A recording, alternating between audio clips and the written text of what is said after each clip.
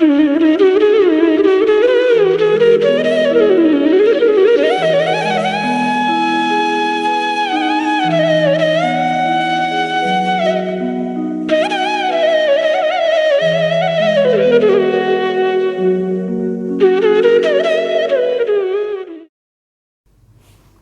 सभी को हाथ जोड़कर प्रणाम। वैदिक ज्योतिष पीठ से मैं विनोद आचार्य। पीछे हमने चर्चा की थी कालसर्प योग के विषय में कि कालसर्प योग का पूरी विस्तृत जानकारी दी थी। उस वीडियो का जो लिंक है हम डिस्क्रिप्शन में दे देंगे, आप जाकर के वहाँ वीडियो देख लीजिएगा कि कालसर्प योग कितने प्रकार का होता है और वो क्या लाभ और क्या हानि देता है। लाभ, जब आप उसका उपाय कर लेते हैं तो वो लाभ देता है और जीवन के अंदर जो भी कुछ आप चाहते हैं वो सब चीज़ें आपको प्राप्त होती हैं।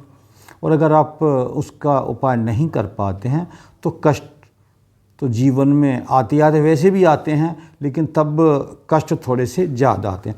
अब हम चर्चा करते हैं कि कालसर्प दोष के लिए हम ऐसा क्या करें जो कालसर्प दोष का जो प्रभाव है वो आपके ऊपर ना आए और जो उसकी नेगेटिविटी है वो पॉजिटिविटी में परिवर्तित हो जाए।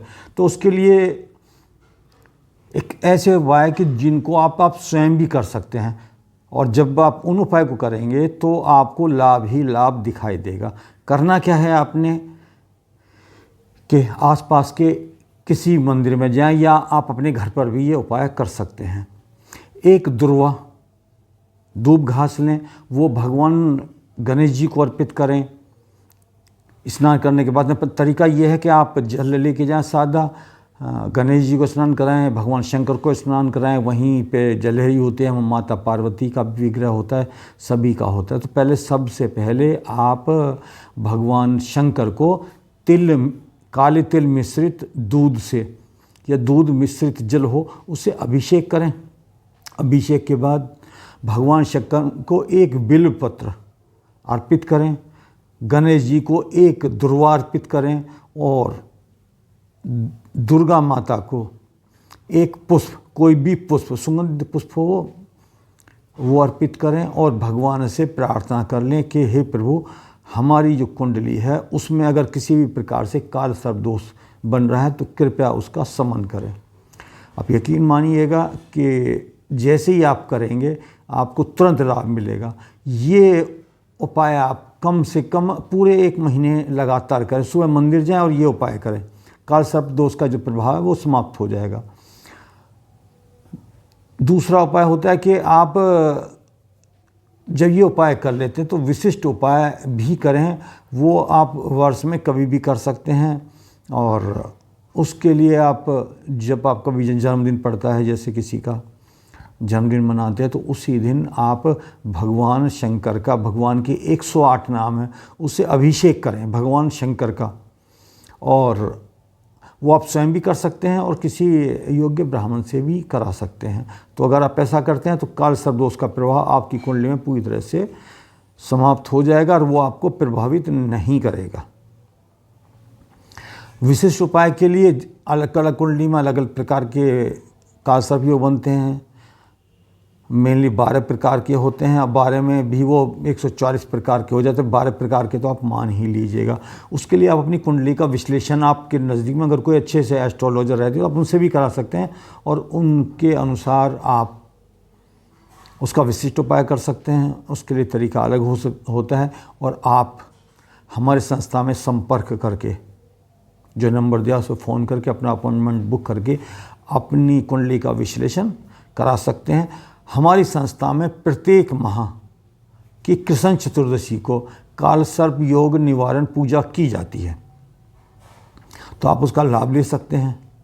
और लेकिन वो तभी संभव हो पाएगा जब आपकी कुंडली का विश्लेषण हो जाएगा, तभी हमको ये पता चल पाएगा कि कौन सा कालसर्प योग बन रहा है आपकी कुंडली में और हमें क्या उसके लिए करना है। तो उसमें वो सामूहिक पूजन होता है और एक तरह का जो कालसर्प योग होता है उसका जो निवारण है वो करा दिया जाता है, तो आप उसका लाभ उठा सकते हैं।